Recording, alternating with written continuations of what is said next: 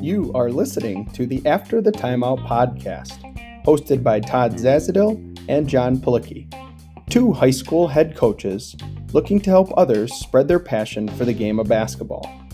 Tune in for episodes about anything basketball related, on the court, off the court, and anything in between.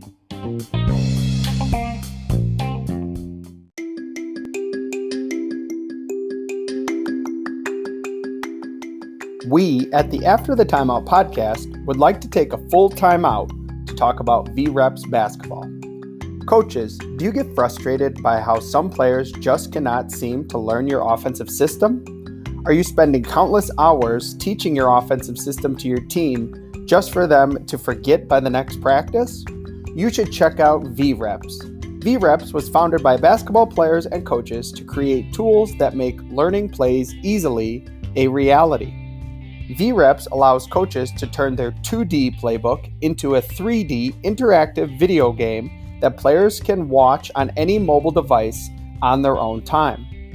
Don't just have players watch film, have them live it and control the players so that they have a better, more efficient learning experience.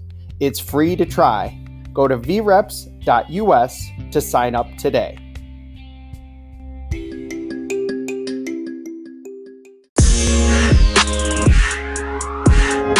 On today's episode, we're joined by Brandon Chambers, assistant basketball coach at Texas Southern University.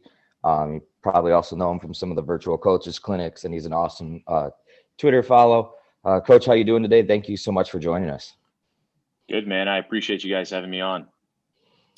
So, Coach, we like to start with a segment we call the opening tip, just a fun way to start. So, we like to do our homework on our guests, and we noticed that, over your years, you worked in abundance at just different summer camps, 5-Star, Hoop Mountain, Hoop Group Elite, etc. So could you share with our listeners, maybe a funny story or a memory or something that sticks out from working all those summer camps over the years?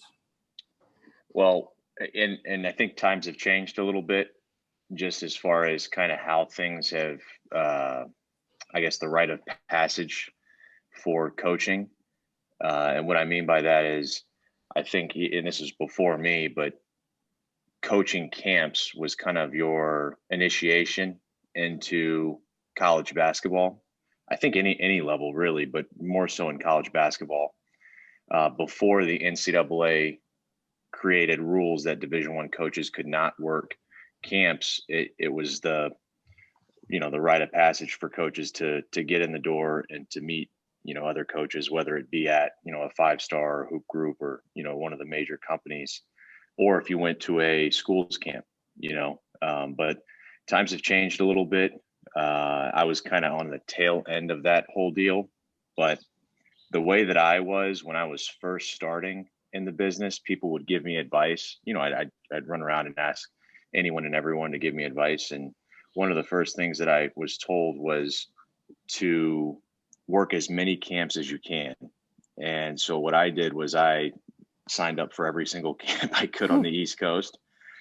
So when you ask the question, there's not really a single memory or moment that I can recall that. I mean, there's thousands of them for sure, but there's not really a single memory or moment that stands out in front of the other. I think the thing that I remember the most, to tie it all together, is it was kind of my initiation into basketball. I was driving around in a Pontiac Sunfire, 2004 Pontiac Sunfire with 200,000 miles on it. I basically lived in my car, drove from Hoop Group in Philly to UConn's day camp, to Pittsburgh's camp. Went down to Radford and did an elite camp. Then I went to Kentucky. Then I'm working George. It just was nonstop for 3-4 years of just week after week after week. And to be honest, it was my only source of income at the time. When you're young in the business, it's just kind of how you have to go about it. And my stipend, if you want to call it a stipend, coaching Division III, only was for 10 months. So for those 2 summer months, I had to work, and that was my income and how I fed myself, how I paid my bills. And so I basically, for 2 months, for 3, 4 years, did nothing but live in my car and work camps. You name a school, I probably worked it on the East Coast. So that's probably the first thing that pops into my mind when you mention the camp grind. That's definitely a great story. Driving around, that's awesome experience. So I want to start kind of the beginning of your career. You're a manager when you attended VCU, and there's Shaka Smart as the head coach, Wade Miller, Mike Rhodes, Mike Jones as assistants. Now all of those guys are D1 coaches, right, at different schools. You know, first of all, how was that experience learning from them, and maybe some of the lessons you learned along the way from those guys as you were interacting with them? Yeah, the first thing I think is, and I don't mean this in an arrogant or an egotistical way, but I tell everyone that I'm the luckiest guy in college basketball because I walked into a Final Four. I had no intention of coaching when I was younger. I played sports. I was, a normal kid that just tried to do a whole lot of everything. I was passionate about basketball. I love basketball, but when you're 5'11" and can't jump over a phone book, your ceiling is not very high. But I love the game and wanted to be around it. But I didn't go to VCU to like be a coach or even to learn from Shaka, because Shaka didn't get there until my junior year. So first and foremost, I was extremely lucky to be around those guys and have the opportunity to learn from them. Also, the second point is I was extremely naive because I thought those guys were the norm of college basketball, which I guess is a double-edged sword because I thought that this is how everyone operates. And also, as naive and I guess moronic that I was, I thought you just go to the Final Four every year. you know, I I just was so just I had no idea how things really worked and how hard it was um, at that time to really get to that level. I just wasn't exposed to college basketball, but they're elite human beings, man. Every single one of them. And if you look at every person on that staff, they're all a head coach. Shaka obviously just got the job at Marquette. Mike Jones is actually just got the job. He was at Radford for a number of years and just got the job at UNCG, I believe. Mike Rhodes is now at VCU. He went to Rice and then came back to be the head coach at VCU. Will Wade at LSU. So if you look at the entire staff, they've all moved on, and obviously the success has propelled them to be head coaches. But everything that they did was first and foremost elite. How they operated just day to day as human beings, to how they treated the players, how they went about their craft. There was a high level of detail, high level of communication, and I was really fortunate.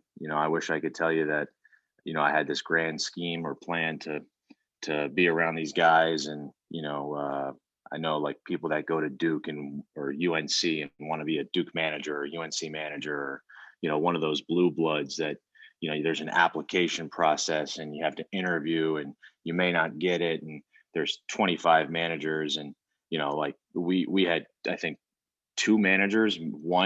Another guy that I think helped out occasionally. So I kind of walked into it and was just really fortunate. And and on that note, because we only had two or three guys, it was more exposure for me and for the others. We were Mm-hmm. able to do more. And we're given more responsibility. But no, I appreciate my time there. And to be honest, the way that I am as a coach and how I shape my coaching and my craft is solely based off of those 2 years I spent with Coach Smart and the rest of that staff.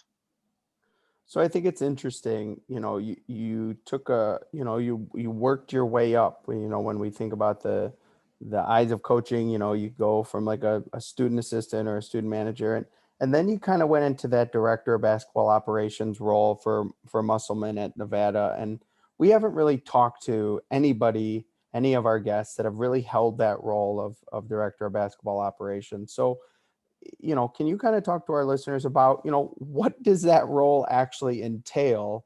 And then obviously anything you learned in that role from Coach Musselman or coaches on the staff, or just doing that role in general. Yeah, and it's a little different with Coach Musselman because of how he operates with his staff. So in general, in college basketball, the DOBO spot, Director of Basketball Operations, is a spot that's primarily dedicated to the ins and outs of uh, operations, obviously, but anything that happens behind the scenes that you don't necessarily see as an outsider. For example, travel, which can include flights, hotels, buses, handling the contracts, making sure the team can get from point A to point B on time and in the fashion that the head coach wants to travel, or whatever it might be, camps, any of the day to day stuff. It's all stuff behind the scenes that people don't really think about. But with Coach Musselman, it was very, very different. So the way that he operates, and I think this is more so from his NBA background, was every person was involved in every meeting. So for me, that was gold, because I came there as a video coordinator for a year, and I was in every DOBO meeting. I was in every assistant coaching meeting. I was in fundraising. I was in alumni, every single meeting I was involved in some capacity. And he encourages groupthink and encourages people to speak up if they have an opinion. It's kind of the old adage where if you're going to give your opinion, you better be able to defend it, because if it's, he's going to challenge you. He's not just going to allow you to speak your mind and run with it. So for me, it was a lot of just kind of watching, listening, and learning from others. And it was an easy transition when he offered me the DOBO spot after my first year, because I'd been involved in all of those things. There was obviously some things I had to learn along the way, but as far as travel was concerned, shoot, I was involved in every single travel meeting, how to set up the hotel contracts, how to work with the hotel manager with the food, and making sure the head coach was taken care of with X, Y, and Z, and then the bus contracts. And so I kind of, had a cheat sheet going into it, and had all the answers to the test. But yeah, it's a good role if you want to. There's two routes typically people take when they take a DOBO spot. Number one, it's a stepping stone to become an assistant coach, video coordinator, DOBO, those non-coaching staff positions. And then two, a lot of people, I have a good friend, Matt Soria at San Diego State. He's been the DOBO at San Diego State since Coach Fisher was the head coach and he took over. So he was a student manager and moved up and became DOBO, and has no intention of coaching. He wants to be in administration. That's kind of his deal. So those are the two routes. People say you can get pigeonholed if you're in the position too long. I'm not really a believer in any of that stuff. I just think you got to go where you can and learn from the people you can. And that was a great opportunity for me to be around, obviously, Eric Musselman, one of the best coaches in the country, and get to learn the coaching world from the foundational level. So now moving on to your assistant coaching career, you're named a UA top 30 under 30 assistant coach. We wanted to pick your brain a little bit, because this is such a huge topic, finding your assistants and finding good fits, especially nowadays with coaches going everywhere, even at the high school level. So what do you believe, makes a great assistant coaches? Maybe 2 or 3 traits that you feel like a young assistant or assistant trying to come up can work to aspire to be the best for the program they work for. Yeah, the first thing I would say is, and I think this is part of the issue in our profession specifically, and I can't really, I guess that's a naive comment to make, just because, I've never worked outside of college coaching, but I think in our profession, we're always, and I'm a victim of this too. We're always kind of looking towards the next job. We're always looking ahead, and we have to constantly remind ourselves that the best job is the one you have. So the first point I would make is that for anybody that wants to move up in the coaching world, the first thing is focus on the job you have. Every day that you go into work is a job interview, and it's really about focusing on that task just of that day and whatever you have to get done and being elite in that. And then obviously as you build relationships and build a reputation and a name for yourself and get to know more people and your network expands. As I'm a big reader, as Sun Tzu says, opportunities are multiplied as they are seized, meaning the longer that you're in it, the more network that you have, the more opportunities you have. It's just going to constantly more and more opportunities they're going to just kind of create themselves over time if you do a great job.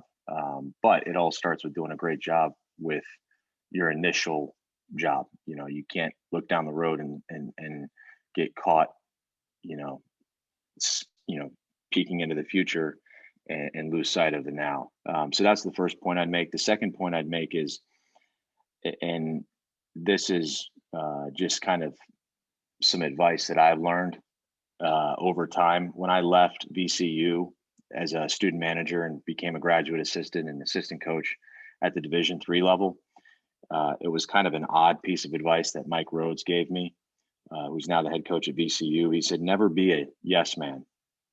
And what that means is, if you can sit in a meeting and challenge, obviously in an appropriate way, your head coach, whether it be on a philosophy or a topic or whatever it might be. But if you really think that there's a better way of doing something, don't be a yes man just to move on with the meeting or appease your head coach.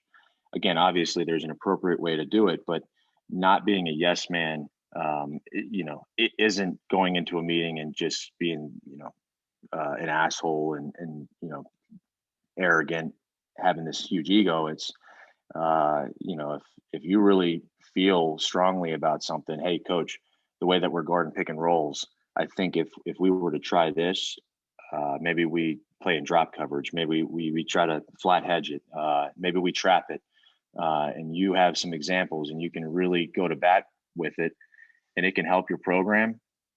I think that's, even if your head coach says no, you have to be great at giving suggestions, because ultimately he's the decision maker. So I would say the second thing is never be a yes man.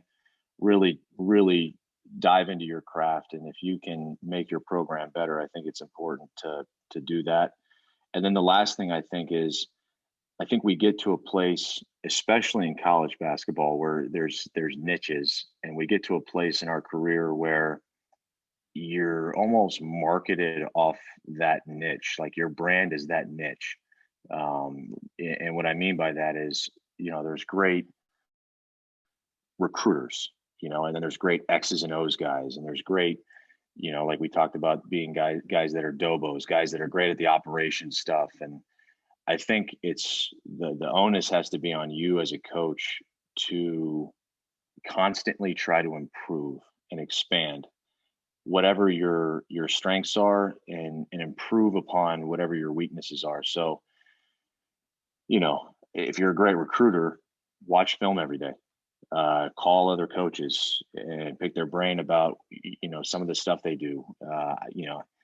For me, my only competitive advantage is my work ethic. And so I really tried to just outwork people just because of my background. I didn't play at a high major level. I was fortunate to work with some of the guys that I've worked with, and I've learned a tremendous amount, but I watch a ton of film just to learn, a lot of it's monotonous, but it's really the only competitive advantage I have over others.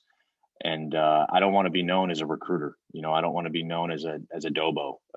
So I want to expand my horizon and knowledge base. So that's really something I try to do. and get better at every day.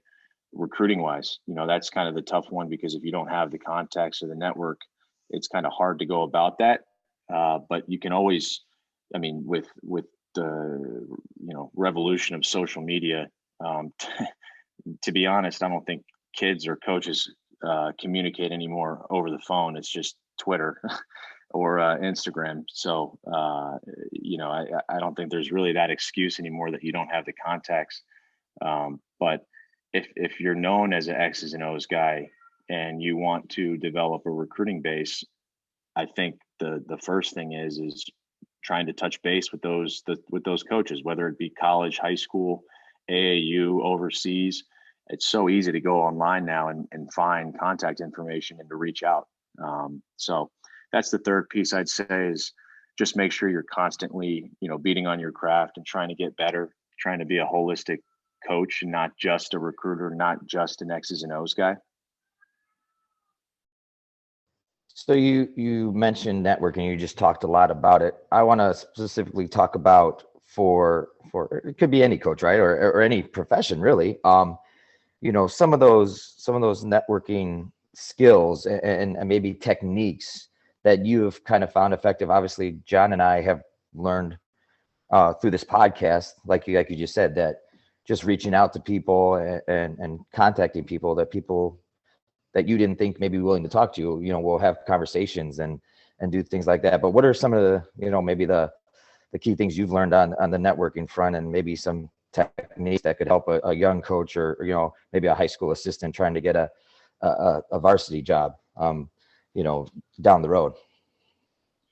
Yep. And this is something that I've talked about quite a bit. Actually, most people that have me on Zooms or podcasts ask me about this topic. And I think it's just solely based on my career path. I had to learn a lot about networking very early on. And there's this negative connotation with the word networking, and so I've kind of changed it in my own vocabulary to connecting. I think that when people hear networking, there's an inauthentic relationship creation, and so I've kind of changed it to connecting. So for me, I've learned a few things that have really helped. And if anyone takes anything from this podcast, I've probably given this speech or had this conversation with, I don't know, maybe over 100 student managers that are looking to move up in the business, in probably 50 different, Zooms or podcasts, whatever it might be. So if you learn anything, please take this to heart, because this is not, knowledge that I learned from watching film or something that someone told me. This is real life experience from my end. So number one, relationships are the key to anything that you do in life. Specifically in our profession, that's your moneymaker. I mean, you're never going to go anywhere in life really without strong relationships. I use a quote a lot with younger guys, and it's build a well before you need it.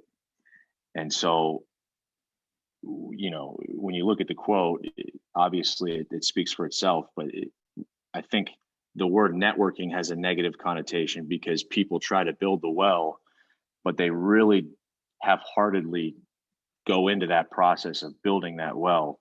And then when they need it, it doesn't pay its dividends that they thought, right? So really invest in the relationships that you have.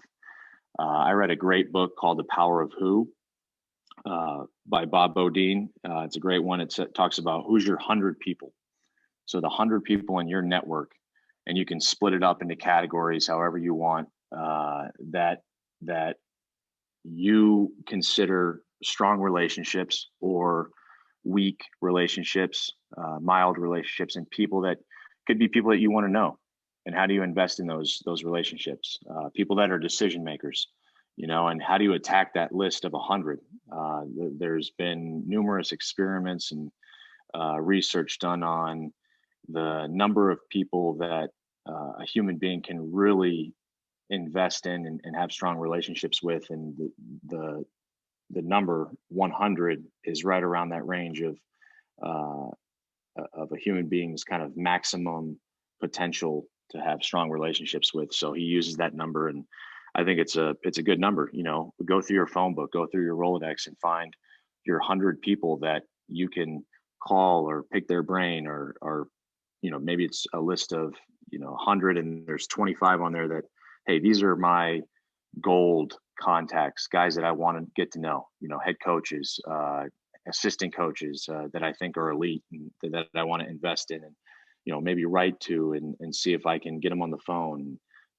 Maybe there's 25 of those guys, but make sure you have a list and really invest and take the time to get to know those people and those relationships, and never asking for anything in return.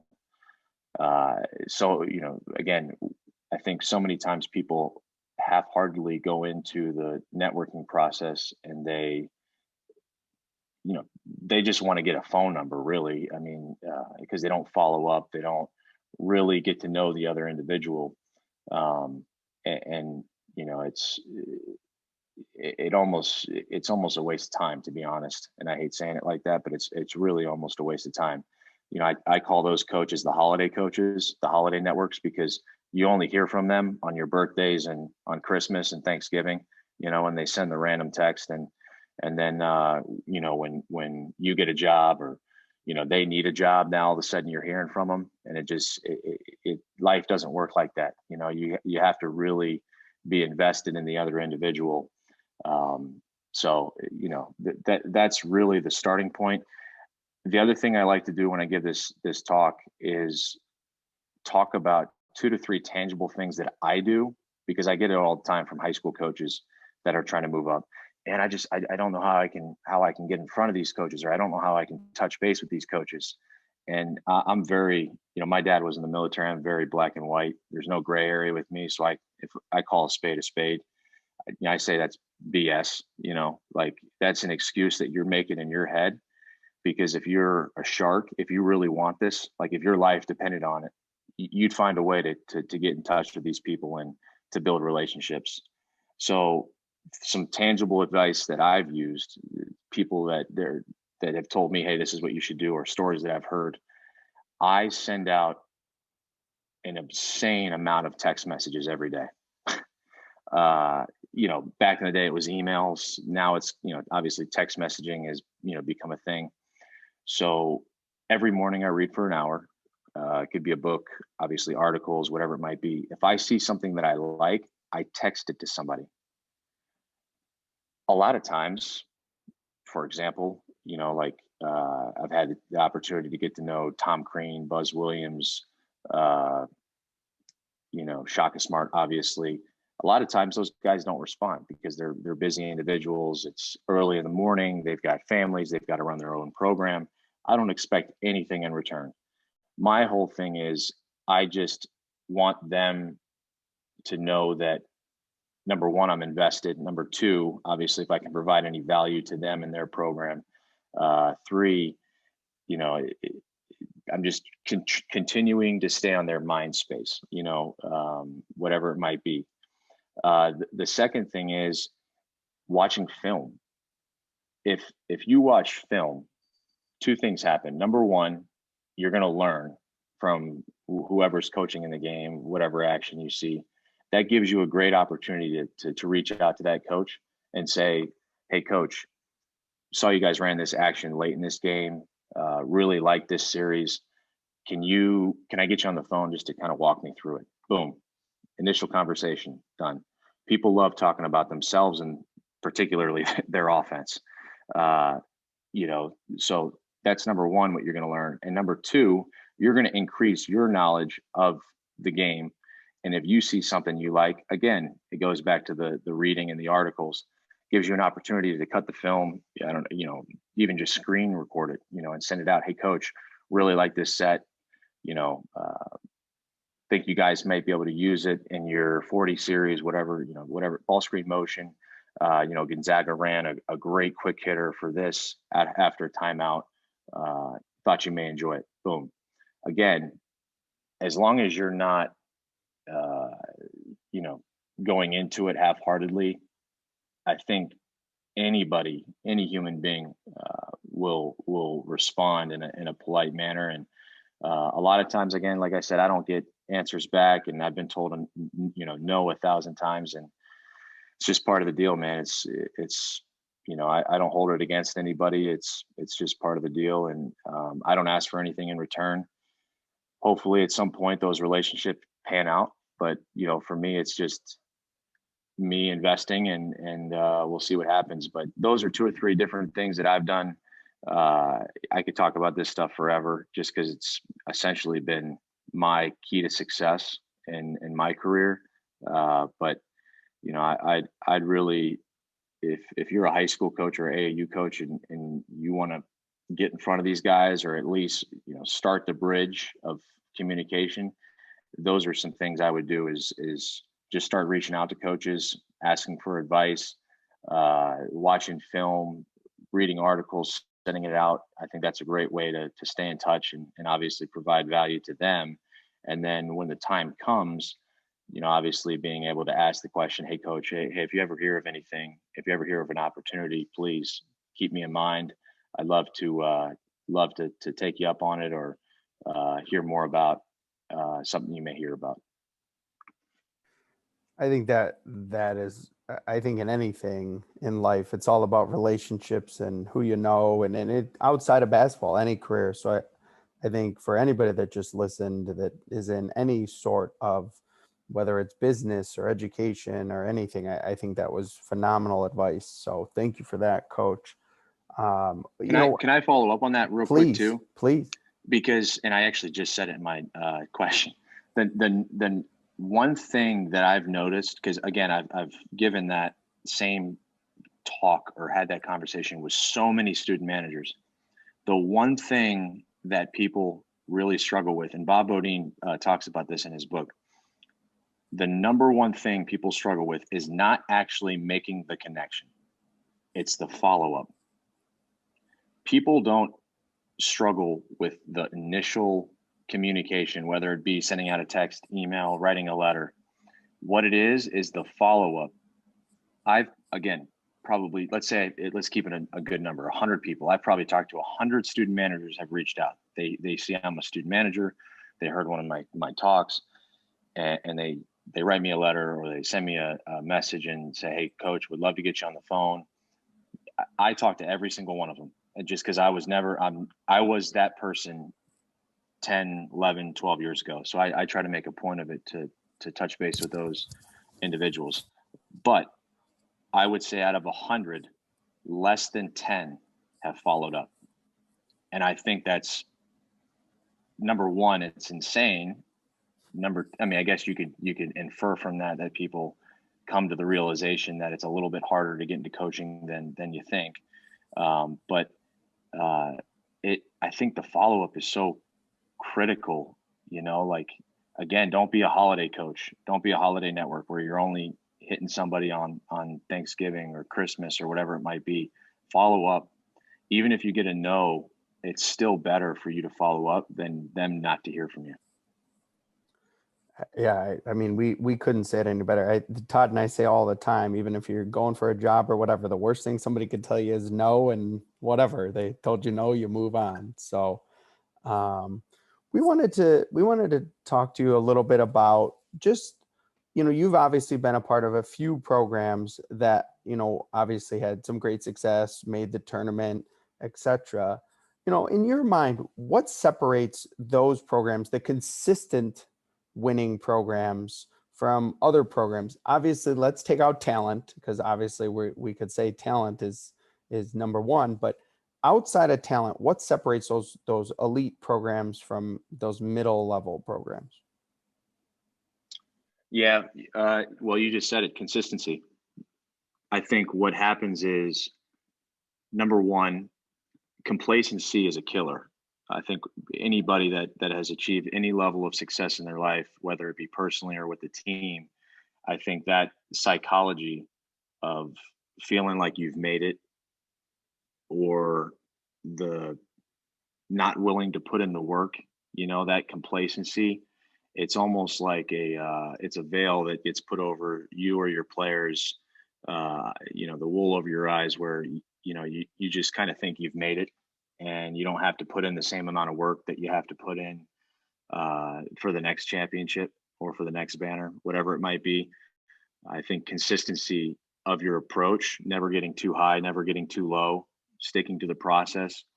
I think if you are consistent every day in what you do and how you approach getting better and getting your team better, or if you're a player, really focusing on improving your game, improving your team, whatever it might be.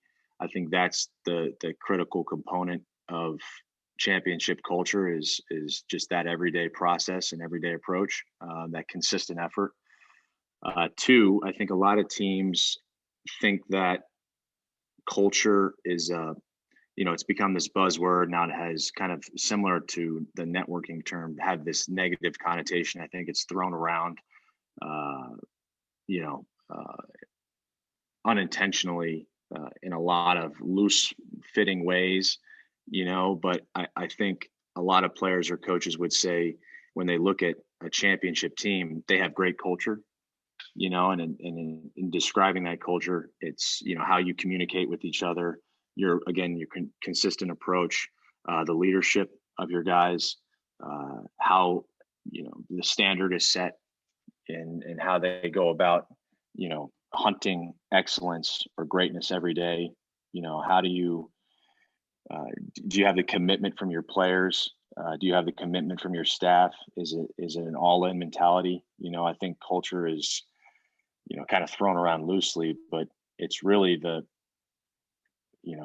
common communication and standards aspects of a program, and I think that's number two is just the culture of the program. What is the fabric or DNA of your program? What do you stand for? Uh, what things, if I were to go to a practice or if, watch a game, what three things could I take away from your program outside of, like you said, the talent or anything tangible like shot making ability or anything like that? I think those things win championships. And I think if you look at any great dynasty or any team that's won a championship on any level, culture is first and foremost there. And how, again, to my first point, the consistency of how they go about their day to day. I think that's really important. And I think the last thing is leadership starts at the top. And I think for any program to have championship success, I think it starts with the leader and the tone is set. You could probably throw that into culture as well. The head coach is the driver of the culture, but I think leadership starts at the top, and that person is responsible for driving their players and staff in the right direction on a consistent basis without losing sight of the goal. A lot of times in our season, there's the highs and lows, the peaks and valleys. You kind of lose sight at times.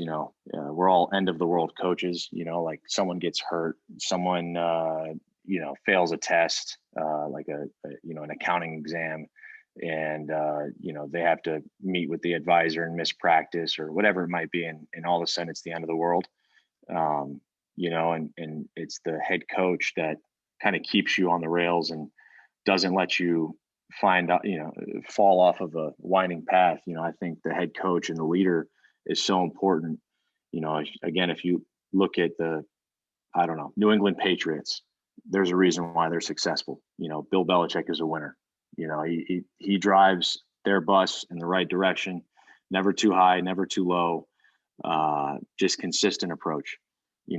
People talk about the culture of the New England Patriots, and it being elite, how they do everything, so I would say those three things, just the consistency, the culture, and the leadership of a program. I think if you look at any program that's had any success, those are the three things that I think would stick out right away, and that I would point out. So you're currently at Texas Southern, which is a historically Black college and university. What is the importance for you of working at an HBCU and the historical aspects of Texas Southern University? It's crazy. I've gotten this question like 2 or 3 times, and like so Johnny Jones was at Nevada. He formerly was the head coach at LSU.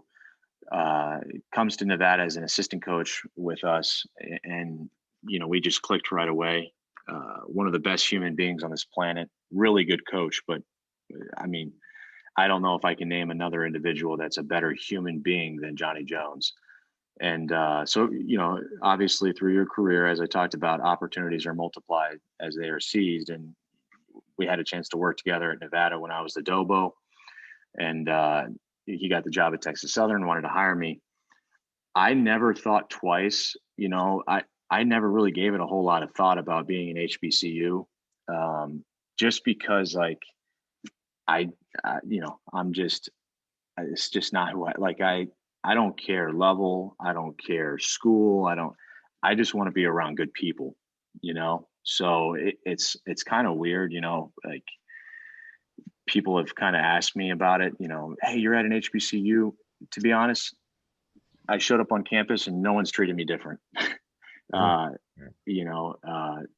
I think the more that the more time I've spent and the longer I've been at Texas Southern, the more that I've fallen in love with the HBCU level and the culture and the history of our program and of HBCUs. But I never went into it thinking, okay, this is an HBCU, it's going to be different, or it's a great opportunity, or whatever it might be. I knew Johnny Jones was an unbelievable human being, and I wanted to be around good people. And he gave me an opportunity to be an assistant coach and be on the road. And I guess on the HBCU topic, I think HBCUs are critically important, obviously with our nation's history, and even more so with the social rights movement that's been going on over the last year, starting with the George Floyd and obviously with the Black Lives Matter. And for me, it's been an unbelievable life experience to be around individuals that I wouldn't say have more of a vested interest or more of a understanding or anything like that, but there's a culture and a history of our program, obviously being a historically Black college and university, and of our conference, and to hear people's perspectives who have lived it, and the knowledge that they have has been unbelievable for me, as a human being, and just the way that they've welcomed me with open arms. I can't thank them enough. The lessons that I've learned here, not as a coach, but as a person, as a man, are going to serve me for the rest of my life, especially since, again, I'm not black and white. I just kind of, or I'm not gray. I call things as they are. Like we coach in a profession that's predominantly African American. So for me to be able to have a better understanding of their culture, how they operate, how they communicate with each other, it's only going to do me wonders in my ability to communicate with other individuals, but also it's challenged my perspective, whether it's known or unknown. Like a lot of the things that people have taught me over the last year or two are things that I didn't really even, know about, historical, significant events that have happened, that maybe were painted different by the narrative of the media. I'll give you an example. It was just the reunion, but the Tulsa race massacre. I had no idea what that was. No idea what that was. And being around just people in the program, obviously our coaching staff, and with everything going on over the last year, to hear the stories and to kind of hear about the history of the Tulsa race relations. And I mean, it breaks your heart. It makes you sick to your stomach when you hear those things. And it's crazy.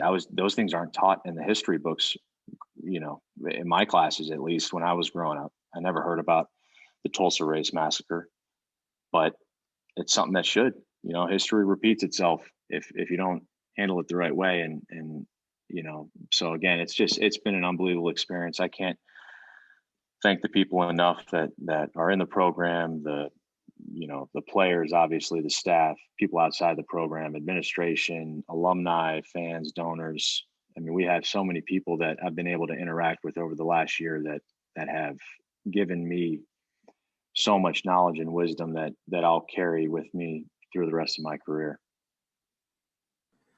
So let's kind of turn it a little bit and kind of just talk about this offseason. Obviously, last offseason was unique for everybody. So as we kind of sort of go quote unquote back to normal, this offseason, what's one thing you're looking to learn about more personally for yourself or study on or off the court?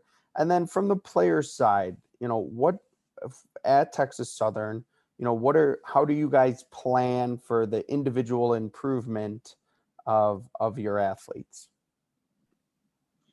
Yep. So every off season, and this is something that I picked up from another coach, and I think we're all, great at stealing things from each other. So if anyone can steal this from me, please do so. Every off season, I try to find 2 or 3 things that I can improve on or things that I can learn about. And so this off season was just special situations. I wanted to really dive into, whatever it might be, baseline, sideline, up 3, down 3, foul situation, you name it. I wanted to dive into that. So I took the 5 best sideline and 5 best baseline out of bounds teams. And then I also took 2 or 3 that I really liked, teams. I did the NBA as well, but college teams that I really liked, and charted all their baseline, sideline. We have the ability, it might be a little tougher with a high school coach.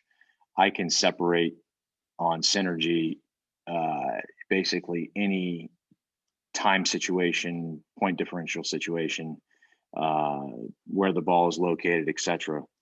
So I was able to go through and pick out, 2 or 3 teams and kind of what they did with certain point or time differential standpoints in a game, and just do a study on it.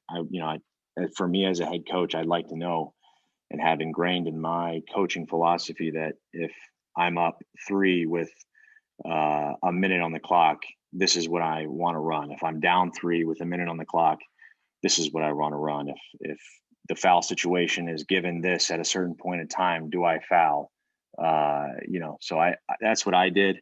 As far as Texas Southern is concerned in our off season, we're not as fortunate as some of the other programs in Division I, even Division II, with COVID and everything that happened there. Our university, I think most universities got impacted financially, but our university, we were fortunate. We didn't lay anyone off or furlough people, but obviously there was a financial impact. We didn't have our guys on campus last year for summer school, and we're also not having them on campus this year for summer school. Now, with that being said, we have, I think, 7 or 8 guys from the city of Houston. So with the NCAA allowing student athletes to work out without being enrolled in classes, that's been beneficial. So we're able to get in the gym and get our CARA hours or countable hours in with our guys, with most of our guys, but we don't require them to be here. So really for them, it's just trying to make sure that they're coming into this season with the right fitness. I think last year, the biggest thing that people realized with COVID, with essentially no off season, was the I guess how critical it was for your team's fitness level, their conditioning, their obviously their strength, the basketball shape that they're in, to be at a certain level. I know in my conversations with coaches, when you started the season, it was like there's so many injuries and there's still so much uncertainty with COVID. And then you have people getting, testing positive, and, you have 8 players now, and, you still have half the team out of shape. It just was a nightmare. So for us, I think Coach Jones has done an unbelievable job just trying to make sure our guys are in the best shape that they're in, and ready to rock and roll when the season hits in November.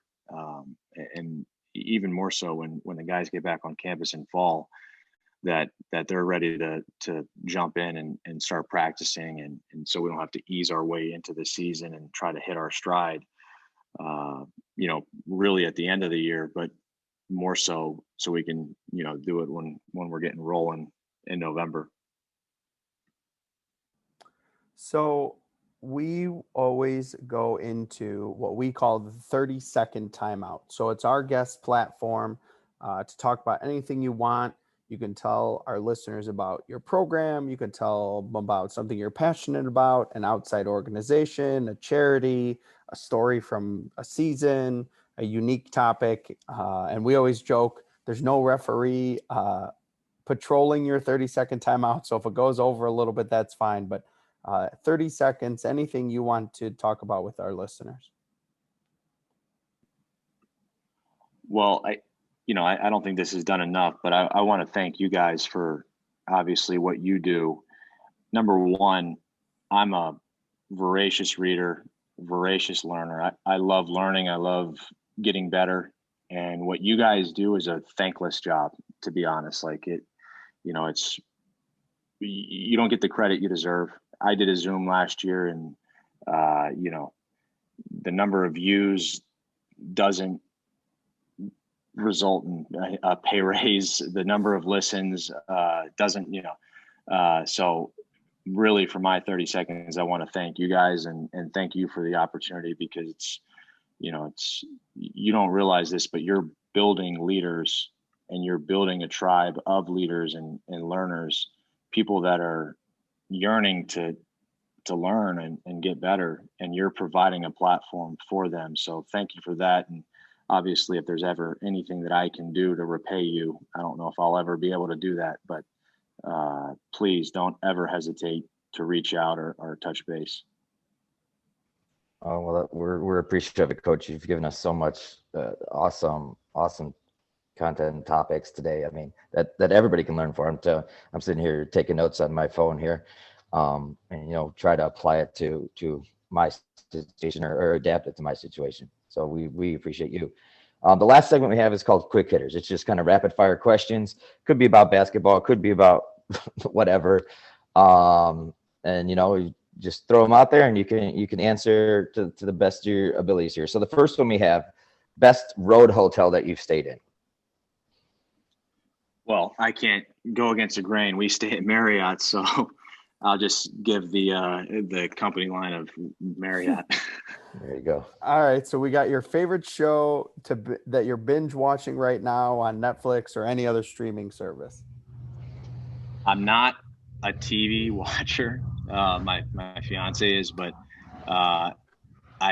she does watch a lot of TV, and I as I'm either clipping film or doing something, I'll be kind of, it's a bad habit of mine, but one show I did particularly like when she was watching it, because I'm an avid chess player, and that's not just because of the show. I've been playing for my entire life, but 15 years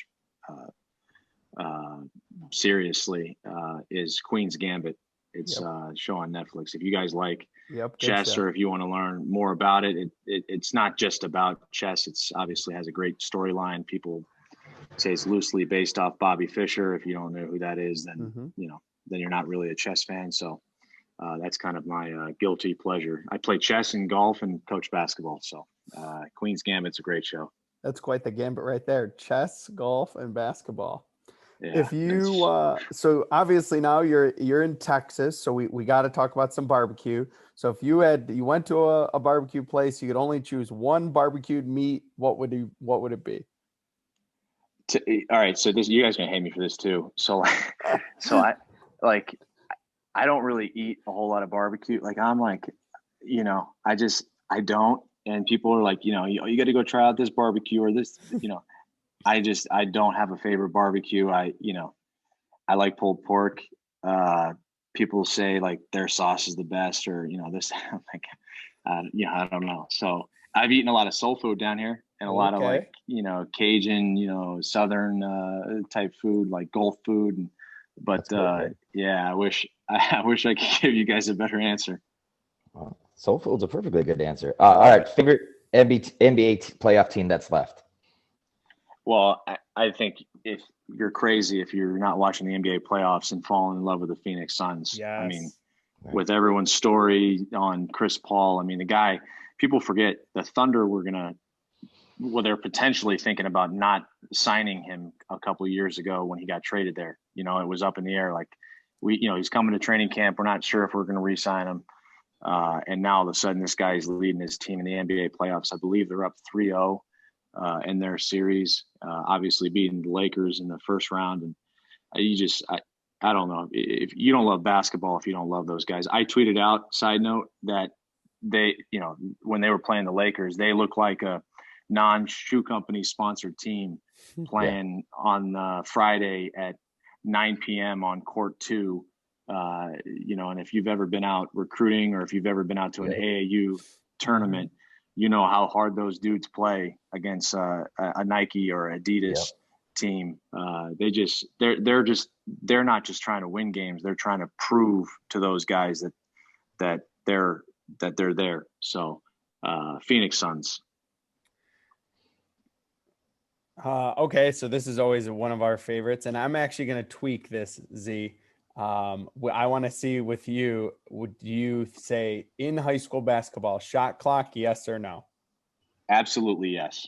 1,000% yes. The fact that, look, I get financial budgets, I get all that, but the fact that there's no shot clock in high school basketball, and I apologize if one of you guys are strongly the other way. I will go to the grave fighting you guys on this, because I have literally been at games and I've seen the final score being 10-6, and one team holds the ball.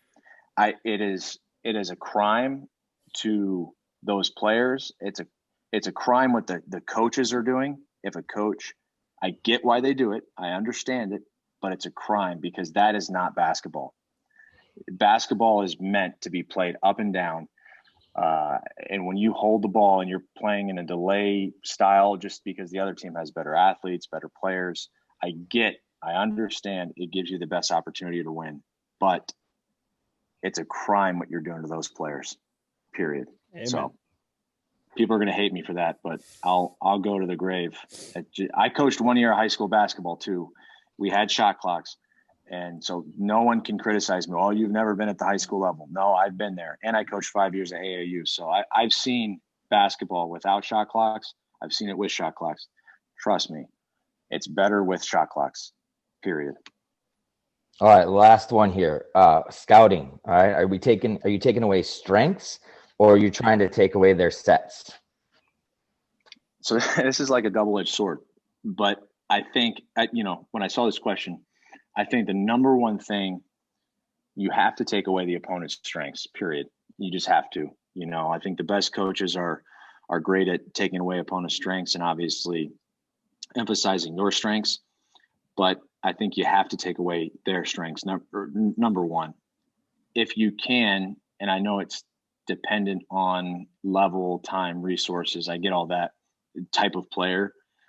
If you can, I think knowing the opponent's sets, play calls, all of that stuff, like that's like PhD level stuff. If you can get your team bought into that, I think that's a high level, elite level of thinking. But I think first and foremost, you have to take away the opponent's strengths.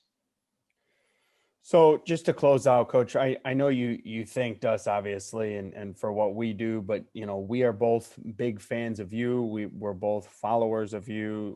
We've both learned so much just from things you've said or things you've tweeted out or talks you've given, and I think you're a great resource for any of the young coaches out there. And I sound like the three of us are old at this point, which we aren't, but just for all the really young coaches trying to get a start in the game. So thank you for all you do for the game, and thank you for joining us today. No, man, I appreciate you guys. If I can leave you guys with anything, I'm a big, like I said, I'm an avid reader, and it's something I kind of like to do just with coaches. I did a deal last year where I read over 120 books during the COVID deal. Again, I read for an hour every morning and every evening. I didn't come up with that. Bob Ritchie does it. He reads for an hour every morning and every evening. He's a head coach at Furman. I stole it from him. I just started knocking out books.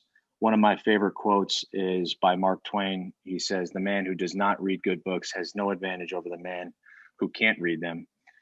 So if I can give 2 or 3 books to read, please go out and get these books. They'll help you in your journey as a coach. They'll help you really in any form or fashion of your life, marriage, business, work related. Number one, I would say, is The Obstacle is the Way by Ryan Holiday. It's an unbelievable book, especially if you've been through any sort of adversity. That's a great one. The Last Lecture by Randy Pausch. And I'll give you one more. Talent Code by Daniel Coyle is another great one. That's a great one for coaches. I also have a book recommendations list. It's like 350 books. Anytime anyone's given me anything that I've, hey, here's a suggestion, or I see something on Twitter, I kind of add it to the list. And it's also books that I've read. If anyone wants that, please don't hesitate to reach out. But can't thank you guys enough. This was big time. Again, if I can ever help out in any way, please don't hesitate to reach out. And what you guys don't know is I've learned more from you than you could ever learn from me. So I appreciate the opportunity.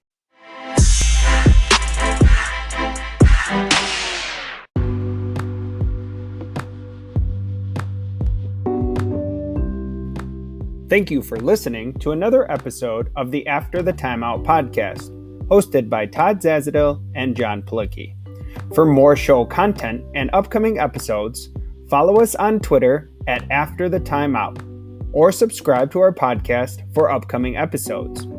For show inquiries, you can email us at afterthetimeout@gmail.com. You can find all of our previous episodes on Anchor, Spotify, Breaker, Radio Public, Pocket Cast, Google Podcast, and Apple Podcast by searching After the Timeout.